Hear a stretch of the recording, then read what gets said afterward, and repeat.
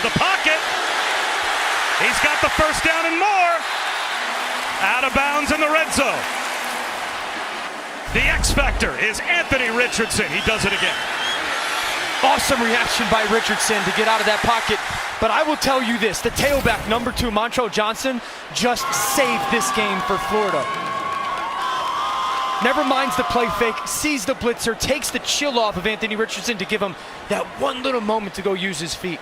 Now you want to milk the clock, Bob, right? You really want to utilize every moment of the clock once this ball is snapped and bleed it as long as you can. Well, can't take for granted you're going to get in the end zone, and the Gators have to have a touchdown. Straight quarterback run. Richardson. Out of bounds. Great job by Utah getting him out of bounds. You know, if you're Utah as well right now, you're trying to get the ball out of bounds as well. Time is your friend right now. You don't have to worry about stopping the clock. You want it to stop just as preservation for the potential that Florida does score. Richardson over 100 yards rushing.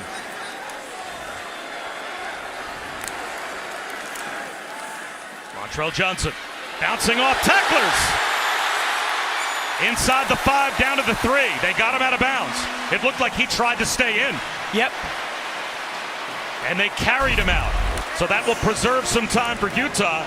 But at the same time, it's 1st and goal at the 3. Yeah, I've loved Johnson's vision tonight. You could see right there at the end, you're right, Bob. He's trying to stay in bounds. Great job by Bishop getting him out. Johnson stood up at the 1-yard line. Utah and should now, call timeout. I think Utah will call timeout. Yeah. So we will step aside with 1:25 to go in a 4-point game.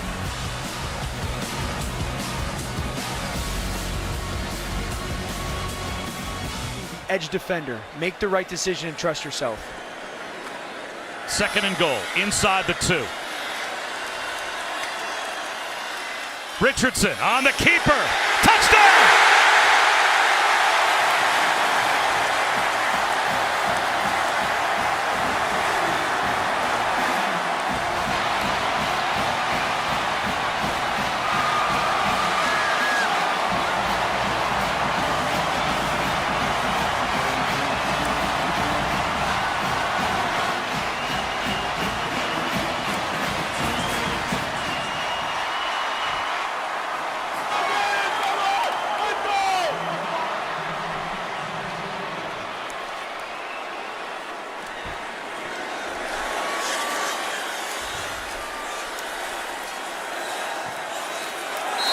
It's a 3-point lead for Florida. 3 rushing touchdowns for Anthony Richardson. And it's not over yet. It started on 4th down, right? Johnson picks up the pressure. Anthony Richardson tucks the ball again, utilizes his feet as a weapon. A huge conversion. And then how about this? Put the ball in the best player on the field's hands. Anthony Richardson does a beautiful job of reading the defense. And the first game in the swamp for head coach Billy Napier. Kicker a chance. He's got that Cali Cool vibe. It's going to be needed right now because this crowd is electric. And there goes Keithy in motion. He has been the go-to guy tonight. Rising. Out of the pocket to the sideline. Bailey, 1st down. Man, great job by that offensive line. Just hanging on their blocks. Rising just... We talked about that move in the pocket and then Vele coming back to the football knowing your quarterback needs your help. Important here, Bob, as a quarterback, you just don't take any kind of sack. Get the ball to your hands, make sure we're being completion driven. Vele wide left, Keithy slot left now. Rising looks left, up the seam, knocked down. He was looking for Keithy. He had him open. Then Trell Miller sagged back in coverage, read it, could have picked it off. Hits him right in his hands. 51. He knows it. That's the game right there. He can't believe he dropped that ball.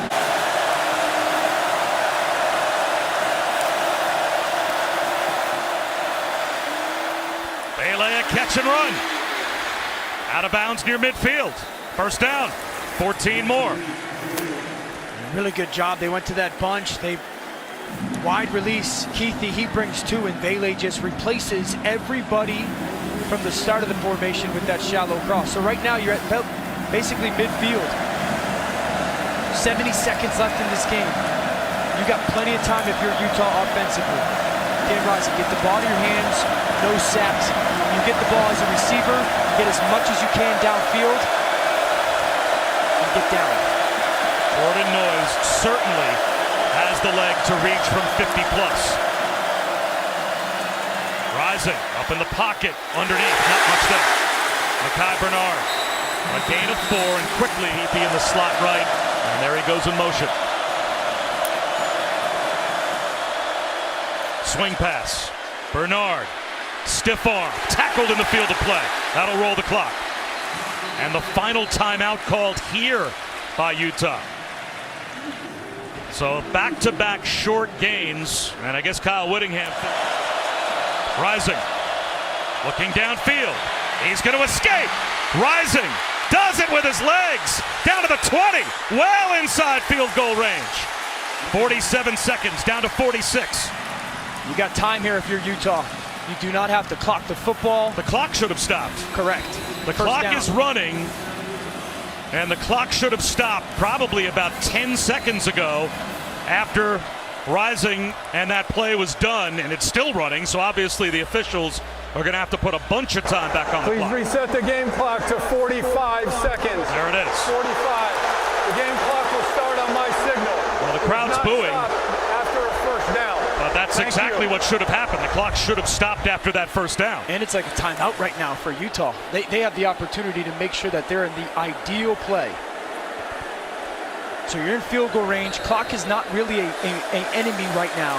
Anything is available if you're the quarterback. They just took Keithy off the field.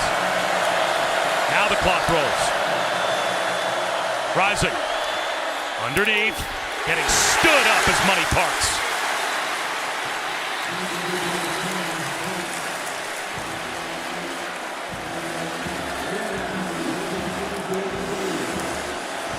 Tackle made. 6 seconds, second down. Where's Keithy? Where's number 80? There's your two tight ends. Rising. Making the catch down to the 6-yard line is Dalton Kincaid. And now with under 30 seconds to go and the clock stopping, 1st and goal, Utah's in position to win this game without needing a field goal. And now a timeout will be called by a Gator defense that's on their heels. The second of the half. How about this response by Cam Rising and this drive by Utah in this atmosphere? Yeah, the composure by the quarterback, making sure that he's done an awesome job of taking the easy throw, getting it out of his hands. The scramble on 3rd down was enormous. Coach Willingham has done an awesome job of managing the clock. You've got 29 seconds left, ball at the 6-yard line, and you've really got at least 2, if not 3 plays. The question is, Bob, if you get to the line of scrimmage here and you see that Florida's committed to playing coverage, if you're Utah, do you try to pop a run? Because that's what they've done a little bit coverage-wise, Florida defensively. And the way your offensive line's playing, how tired this defense might be, if you pop a run, you can still get to the line of scrimmage and get another snap off. I was going to say, if you're organized and you're calling 2 plays and everyone knows if we end up short, here's what has to happen, how much time do you need after a run to get back to the line of scrimmage and snap the ball? Minimum of 13 seconds. Big thing, Cam Rising cannot scramble around with the football that long here. That's going to burn clock. Bunch set left. Rising to throw. Looking end zone. Has all day. Floats one into the end zone. Incomplete. Vele, the intended receiver, got tied up in the back of the end zone with Jason Marshall. You know, with Mekhi Bernard at tailback right now, that's a little bit of a tell for Utah offensively that it's going to be a pass game. And Florida's committing to dropping 7-8 guys in coverage, and they're playing at the goal line. It's tight right now. If you're Utah, you probably have to throw the ball given the 7 seconds off the clock. Rising is 6 of 8 on this drive.